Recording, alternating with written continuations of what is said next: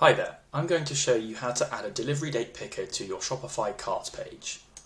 First of all, install our Flare app from the Shopify App Store. Once installed, start the setup. On step 1, add to your theme.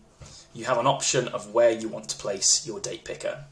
Because we're adding to the cart page, which looks like this, we're going to click Add to Theme. If you have a slide cart, or a cart that slides out from the side, you will need to add the slide cart block. There'll be a link to this video and guide in the text below. Now, how to add it to your cart page? Click Add to Theme. Now this will open a new window into your theme editor on Shopify. Once opened, our app will automatically add the cart date picker into your cart page. You can see the cart date picker here.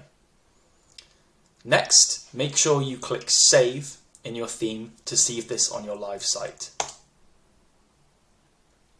Once done, you can return to the setup, and we're asking you if it worked as expected. Yes, it worked fine. Continue. And there you have it.